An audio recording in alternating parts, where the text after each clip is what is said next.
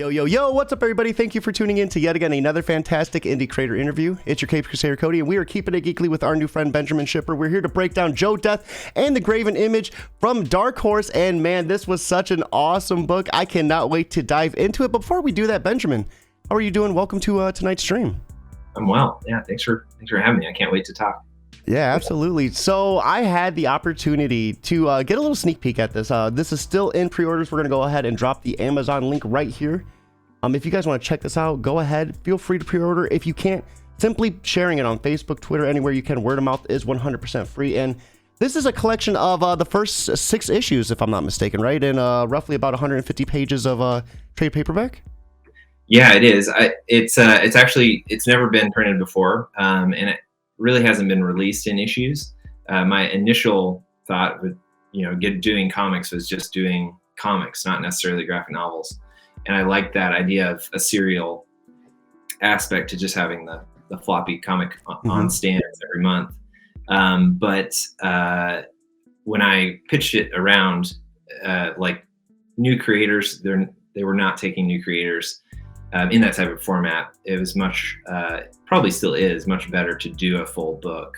And so that was the deal that Dark Horse gave me, and I definitely, took it. Yeah.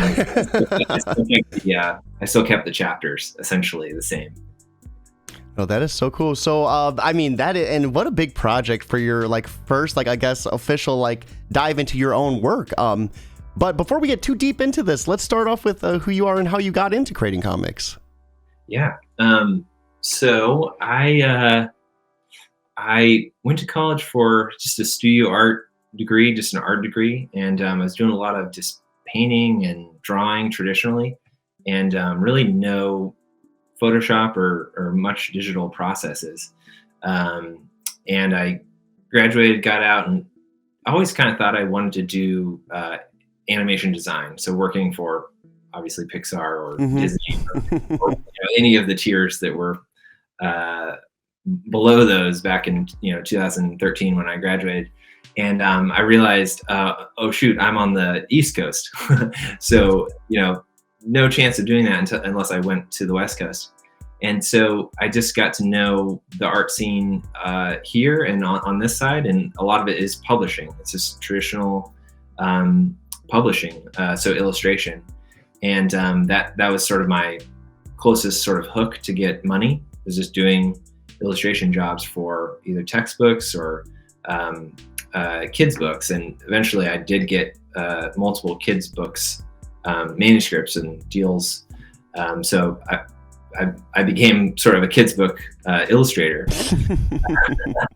and that was exciting because I was getting money for doing some sort of art. And I joined SCBWI, which is the Society of Children's Book Writers and Illustrators, and a great community. And yearly they have 2 events, one in San Francisco and one in New York City. And I went to the New York City one a few years, and I just, whenever I would go there, I would come back with a bunch of comics in my suitcase. and it took a few times doing that to realize, I don't think that my heart is necessarily in just doing children's book stuff.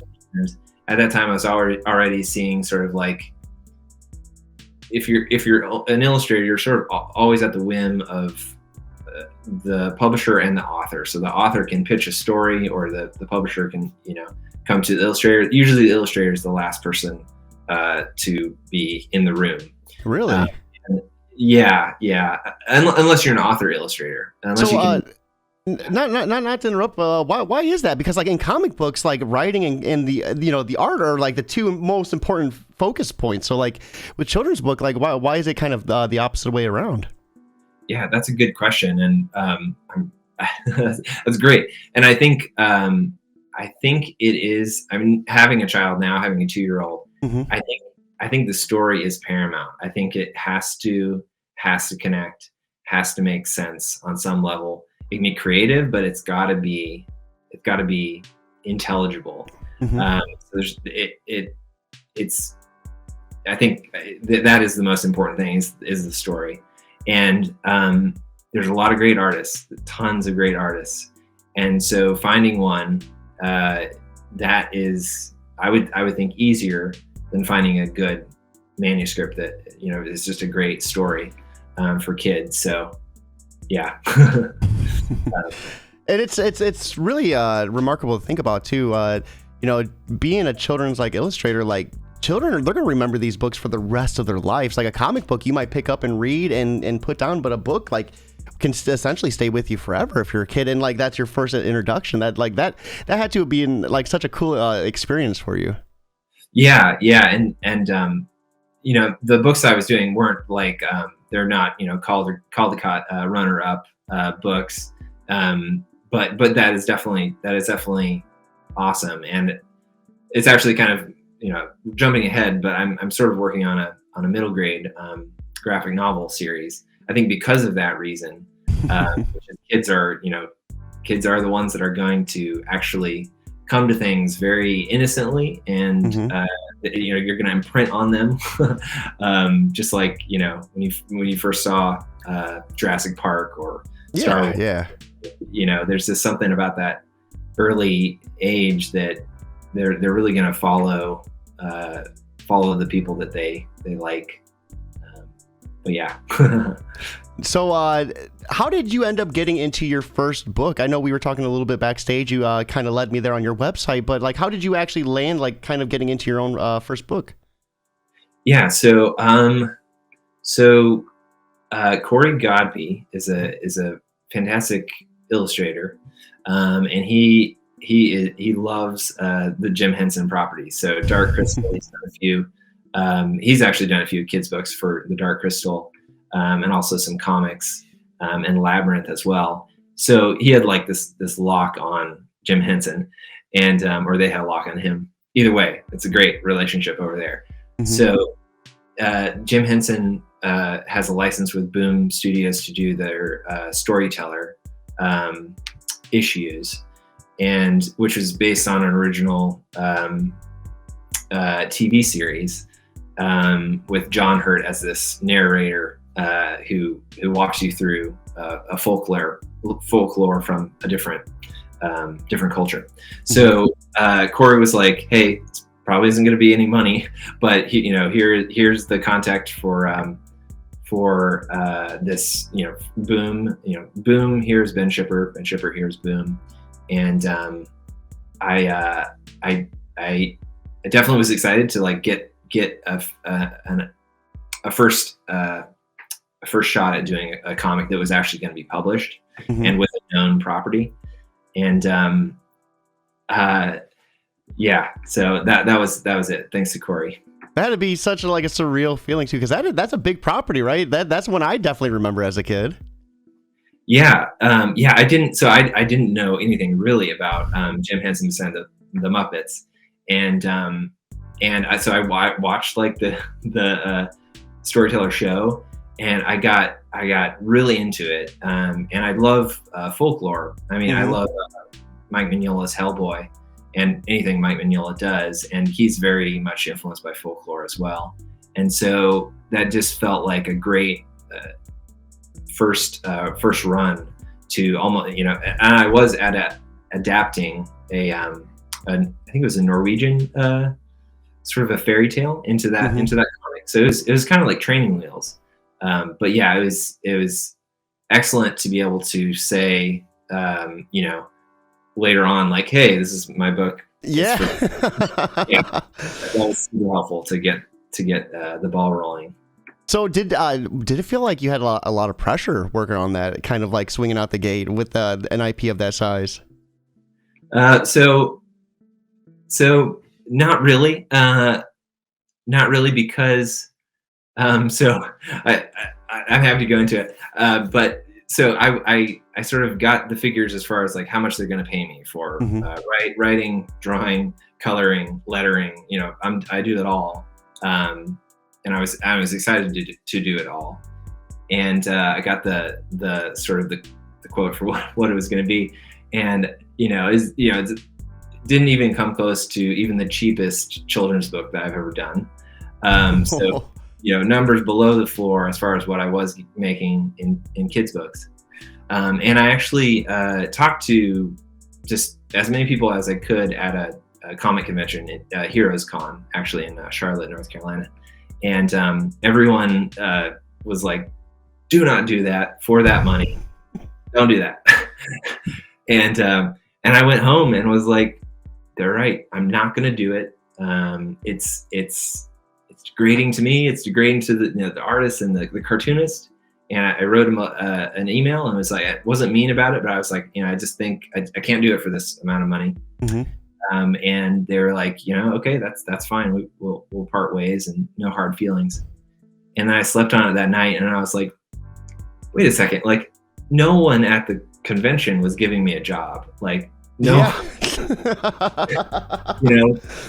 great people, good artists, good cartoonists, really nice, people that the sort of the set that I wanted to kind of hang out with. But none of them were giving me jobs. So I thought, wait a second, hold the phone. And I wrote an email the next day as early as I could and was like, I'm sorry, I would like to. Can we back up a few steps, please? Yeah, hand in hat, and her hat in hand, and yeah, and just sort of kicked it off. And I was excited to do this story, and I did realize that the name is part of the payment, and I knew that would have to be how I treated this comic. I had to do my absolute best on it, because it has to be good enough to get me to the next project. So that was. Well, I mean, which mission successful, right? You were able to get picked up by Dark Horse Comics for 150 plus graphic novel. Like, when? How many pages was the first comic that you worked on with that IP? Yeah, it was just a regular issue, 22 pages, I think. Yeah. So how was it jumping up to 6 times that? Oh man, it was almost impossible. Is it only possible because it took me I want to say 5 years because it sounds better than 6 years, but I feel like it's 6 years or 7 years. Just like cutting my teeth, trying to draw much better every time. So I pitched Dark Horse a version of it, and they were good with that. And then I was like, okay, well, I'll draw the rest of the book. I think I was about in the middle of the book. And I was like, all right, I got a publisher on the line. I'll just finish it. And I was going strong and basically finished it. I was about 5 pages away from finishing it in 2020. And they were going to publish it at the end of 2020. Oh no. And the pandemic hit, and the world just felt like it just was done. And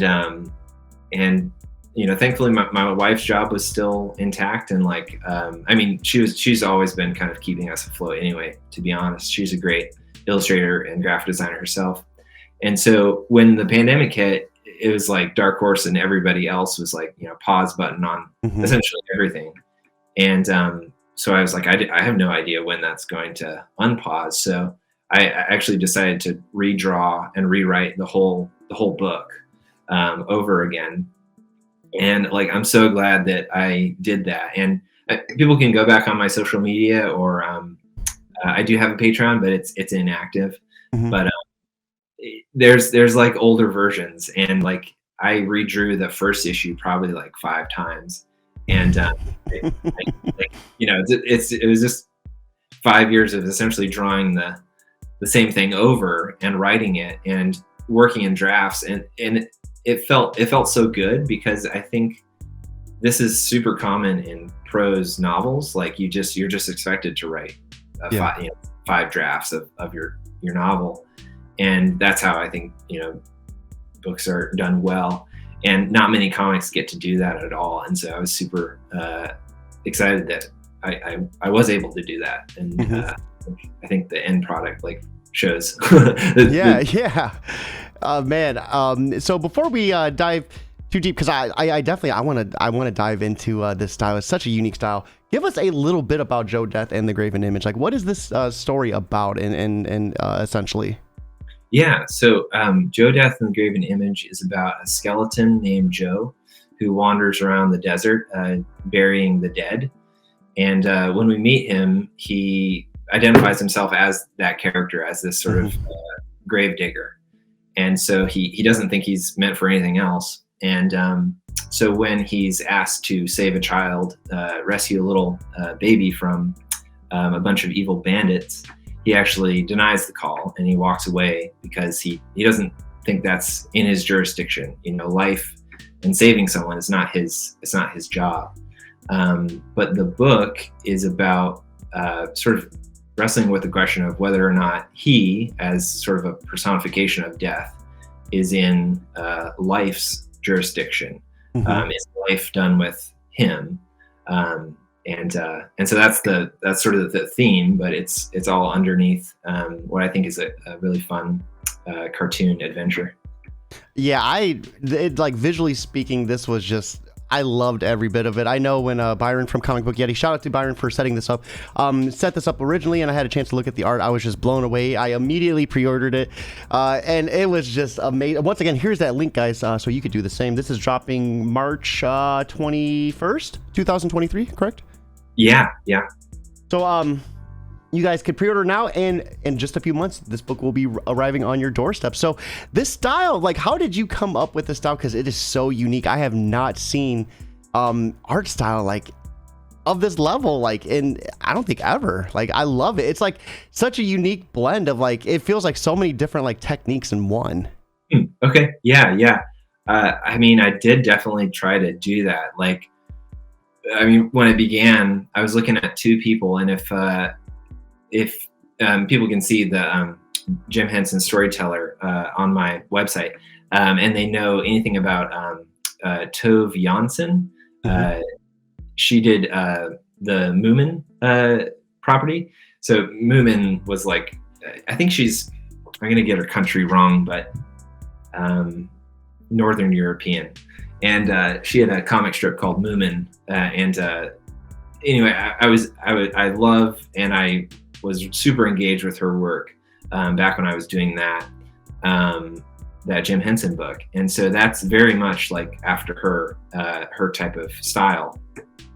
And I felt like it was a little bit more accessible than like Mignola. Like Mike Mignola is like he's my comic godfather, essentially. Like I opened Hellboy in Hell like one day and was just like, I couldn't stop. Pandora's box.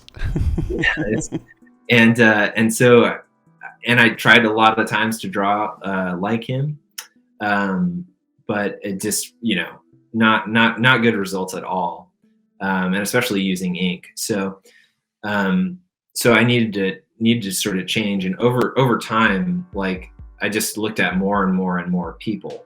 So for instance, Mike Mignola is definitely one. Alex Toth is another one. I really like P. Craig Russell as far as storytelling and his panels. And also, I don't read a lot of manga, but I do think some things in the book that Joe Death and Graven Image have a manga aspect to them. Characters will pop out and be superimposed over panels, and also Mobius and Miyazaki, like all the top people from different parts of the world. So the style, I mean, but actually, those are all comic people. And though I love their stuff, I really learned how to draw by looking at animators. So animators are like fantastic draftsmen, and they know how to draw a character, 360 degrees.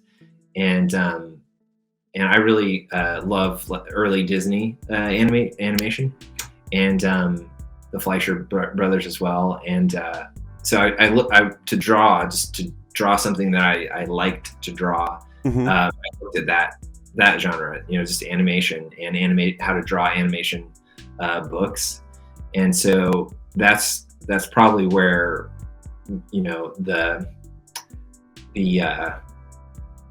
the style of the drawing or the draftsmanship comes from.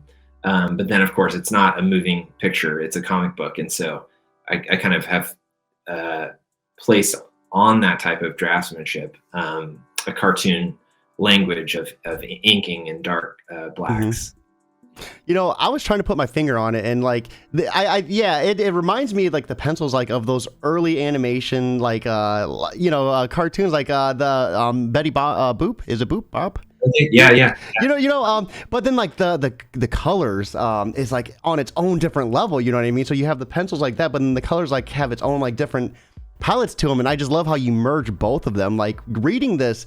There were several pages where the art was just telling the story, for it without no exposition or any words. And the art just was able to tell so much story and put so much emotion without words. And I loved it, man. It was great.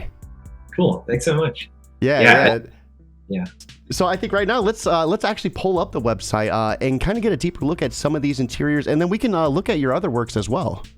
And then for everyone watching, right here is the link to the website as well. But be sure to pre-order from Amazon. You can order your other works from this website though too, right?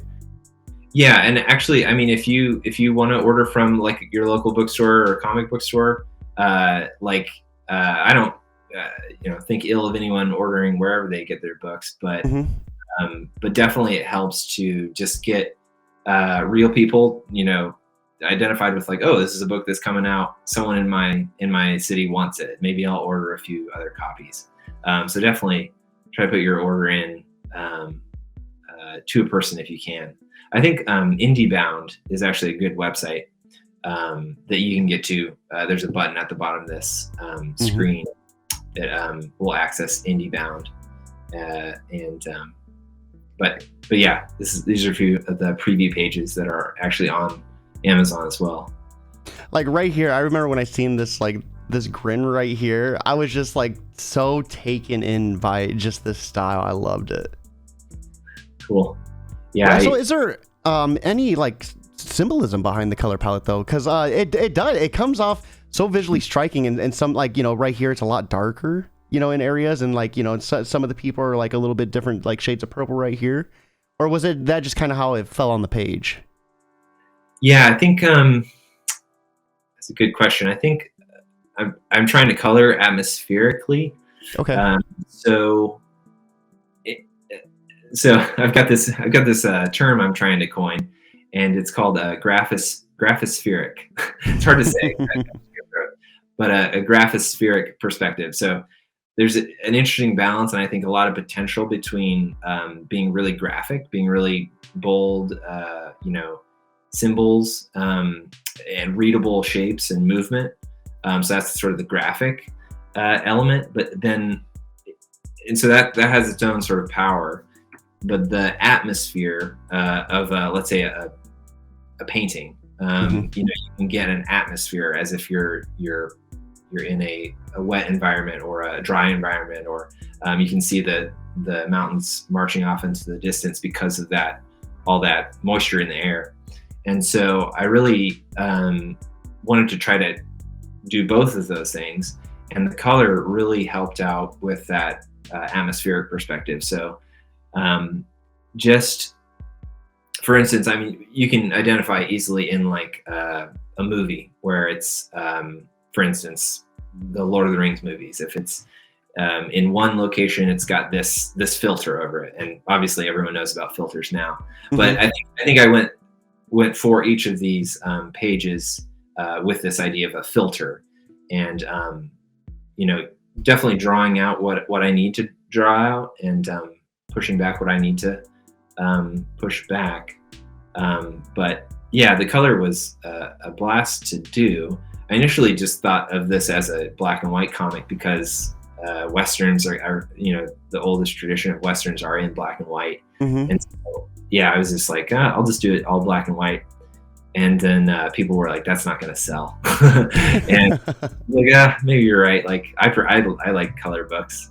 And Dave Stewart, who colors all of Mignola's books, is like the one I was looking at all the time. But I think it works beautifully on those books. But I realized I wanted it to be more gradient. So there's a lot of gradients. Yeah. Hope not overused. But I loved it though. I thought like, not to interrupt, but like right here, we were talking about, the art telling the story without, needing exposition. Right here was a perfect example. We have, our protagonist riding in on horseback, and then right here we have this guy. And I love the gradient on the scroll, on the pants, how it goes from green to orange to like white, yellow. And then this part in particular where he discovers a child in the crowd. And I love this paneling zoom in, like where he like looks in, it's all like menacing looking in the eyes. Like I thought, dude, I think the gradients of it was like lovely. Like the dark blue to like pinkish purple right here. I love it, man.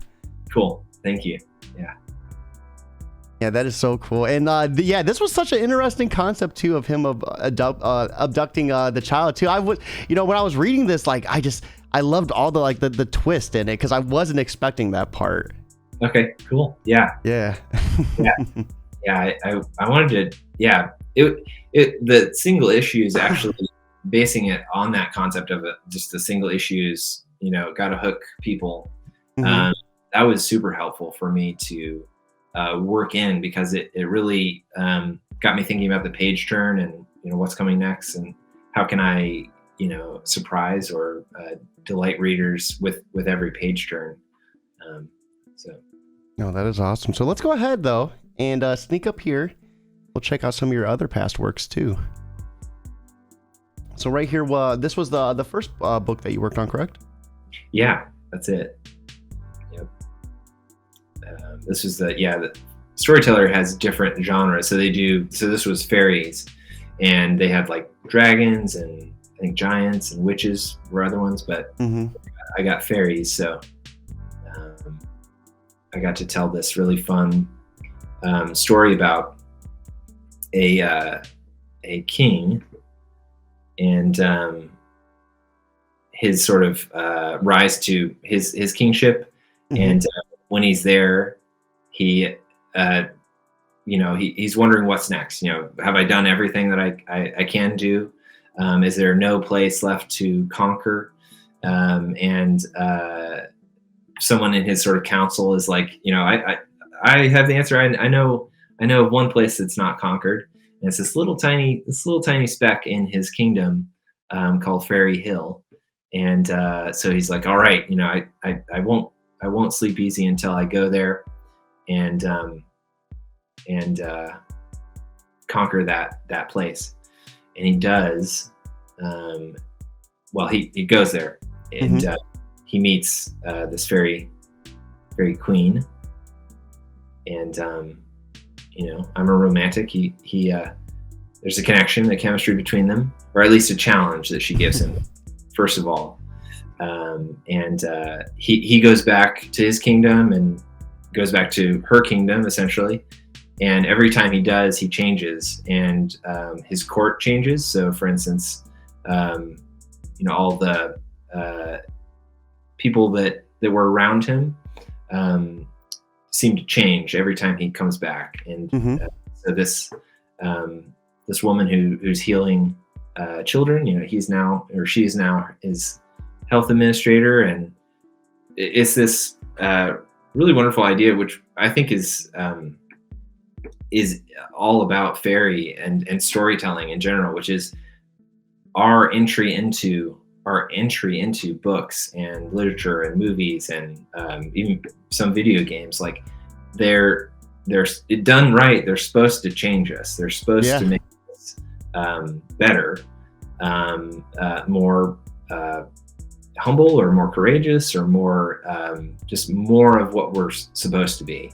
This is gorgeous, man. This is gorgeous. Like I'm like looking, and like the other one was like a Western, and I love seeing the landscape. I love seeing like your environments. Like this is like seeing like the forest and like so much green, like compared to like, the Western cowboy feel. Like I love it, man.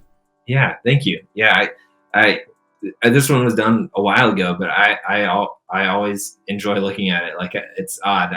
I thought I wouldn't, or I definitely glad I do still like it, and I think there was a lot of success in it. It was really fun to have a narrator sort of giving that dialogue, and sort of going back and forth between what was happening in the story and then fast cutting to like with that narration over it. That was a super helpful thing. Oh, this is gorgeous. I'm loving these interiors. Is so the full book's on here, like right here, or is it just a sneak peek? Yeah, the full book is there. Wow, because I was like, man, I've been scrolling for quite some time. Like this is. Oh, are these behind the pages too? Wait, yep, that's the thumbnails. Oh, that is awesome. Yeah. Yeah, little. I love this. This is so cool, man. Thanks. I love. I was more influenced by blogs than like YouTube, in just my early formation as being slightly going into the internet age, and like I love blogs, and I love people that really document their work really well, and so. I think a lot about my website and doing that, and I want to do more of this type of documentation. I think it's really cool too to kind of see like how it looked like, kind of just rough, and then the finished product, to kind of, and then to see it like the bubbles, like which when you number them out and such. Like this is so awesome. So when you are like doing the creative process, like when do you focus on like the art first, or is the script what comes first? Like for you, like what naturally tends to happen? It is mostly the script. It's mostly the script. Sometimes I'll need to sort of draw characters and act, sort of see if they can actually deliver the lines that I've written, and kind of like a casting call. It's kind of funny, but it's like, so there's a little back and forth, but I definitely do try to do a script first, because I actually panel everything and word balloon it before I draw any of the thumbnails or anything. I'll go kind of with that just the text in the panels, and the panels essentially, the most important thing will be the biggest panel, and I'll just be working with boxes and word balloons, and then I'll actually print that out and then start putting the art around that, actually inside and around. I love that. And then here's some other works that you've done. You have quite the catalog. A lot of it's like self-initiated stuff. So a few things are like for clients, but not many actually. This is, and I kept most of my older work. So this is like a little bit of my like kids books style when I was. Oh my God, this brings back some memories right here. Yes, sir. Oh man. Actually, there's a little tile of Hellboy. Right Let's here. See. So yep, that's the one. And that was when. So this was kind of the first comic that I finished, and it was this like existential moment where I was walking in my neighborhood and being like really frustrated that I wasn't getting the jobs I wanted, or like the traction I wanted, and I was listening to like Mike Mignola on podcasts, and essentially he was just saying to me, like, on the podcast and off the podcast, was like, you have to do what you want to do. You cannot wait for someone to give you the thing that you want to do. You have to do it yourself. And so I was just like, I'll just do a comic of Hellboy. So I'm in this comic, and I'm the guy talking to Hellboy, and he's asking. That is so cool. So, and this one, it was really fun to do. I really tried to do more of a painterly kind of thing, yeah. Oh, that is so cool. I mean, Hellboy, like, what a perfect book for you to like this to be the first one that you finish, right? Yeah. And I mean, this isn't published anywhere other than my website. And yeah. But still, to have this under your belt as completed, like, has to be awesome. Like, yeah, it felt nice. Like, and it was like, this got, I mean, I'm going to say massive traction, but a lot more traction than I had thought it would, or I had ever gotten before. And I realized that people were responding to what I had written. I mean, I think people liked the art, but I think because I was being honest about my own personal struggle with what I wanted to do, and not, finding a listening ear and then just going ahead and doing something. I think that really hit home with a lot of my audience was with just other artists as well. So that was like an affirmation to be like, right from your heart, don't, right from the place that, might be actually hurting at the moment, don't try to cover that, but essentially showcase it in a fun way. Dude, holy crap. I love this so much. That's awesome that, you know what I mean? That, like, I've been interested in writing comics for quite some time, and like that's like me coming out the gate like, all right, I'm writing a Batman story. Like, I think I'm going to have to now, dude. I'm motivated. Yeah. It's like, it's not public domain necessarily, but anyone can, it's really appropriate. And I feel like there were times where people actually got jobs doing like this as well. So I can't remember what the book was about, or who it was. I think someone did a Batman comic to pitch themselves as writing a Batman comic. And I feel like it was Mark Miller, but Frank Miller, not Mark Miller. Anyway, rabbit. But no, hey, the thing is, like, either you could sit there and not have anything, or you can come out with something that you love, that you're going to put your heart into. You're obviously knowledgeable about Hellboy, so you have a good understanding of how the character works. Like, that's the only thing is you can't just print it, right? You just have to keep it kind of like this as like a free to read. Yeah, right. That's really what it was. It wasn't necessarily. Yeah, I didn't see any kind of dollar sign attached to it, and I think there's a lot of talk about being a successful artists. You always sort of be thinking about how to monetize the work that you make, and I think the people that think that way make a lot more money than I do, but potentially they're not having as much fun as I am. I think I lucked out in a weird way by sort of not succeeding at the things that I didn't want to succeed at. So sort of pumping the brakes on kids books. I mean, like the last kids book that I did was like 32 pages, like 16 spreads, and that book was $20,000, and I finished it in like 2 months. It was awesome from that aspect, but I didn't see myself doing that ever again. I was like, I don't, I've got to do what I really like, and what I think more aligns with my storytelling sensibilities and what my distinctions are. Because like I think we were talking about it before the podcast, but like sustainability is not just a monetary thing. It's a soul kind of venture. Yeah. You got to love what you're doing, right? Yeah.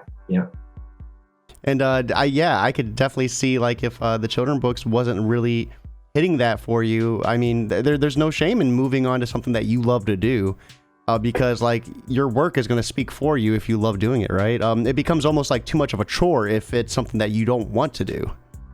Yeah, absolutely. It sounds ridiculous to say it, but like drawing, I haven't done the panel count in this book, but drawing, 1,000, at least 1,000 panels, like that was like less work and more fun than drawing 32 pages of kids books. Like you did that twice, right? Yeah. So, yeah. There's never been a time where I've done that type of thing and thought, there's tough times for sure where you're not into it, but but like 10 minutes into it, from a bad day, I'm like, this is fun. This is really fun. No, that is so awesome. So once again, last time, guys, here is the link for you to check this out, and be sure to pre-order if you can't. Share it on Twitter, Facebook, anywhere you can. Getting as many eyes on this awesome project as possible is what we're trying to do. So real quick, Benjamin, what is up next for you in the future? Any big plans outside of this? Any other titles that you're working on, or anything that you can leak? Yeah, I think I can. I leaked this a long time ago, and it's still in the works. It's changed a little bit from my last post, but I'm working on a graphic novel series with First Second Comics, and it'll be not necessarily. I mean, it's not going to be for necessarily young kids, but it's in that middle grade, high school window.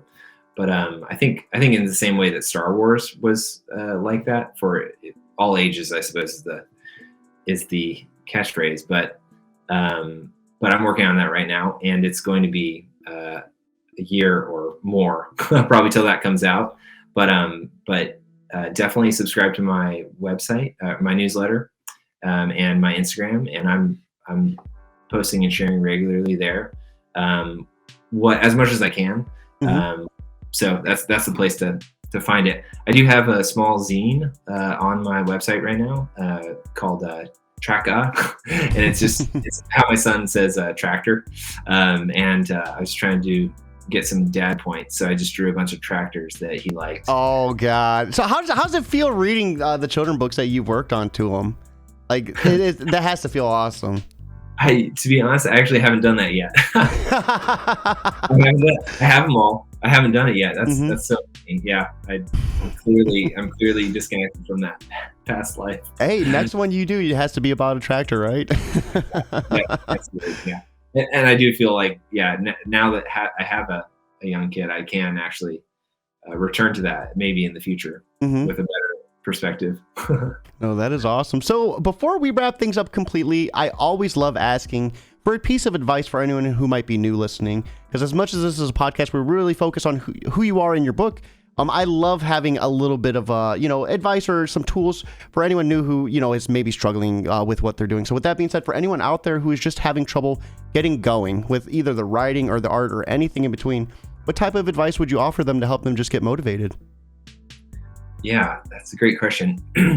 I think, it could be a lot of things, but I think what I'm going to say tonight is try to find the best of the genre that you like.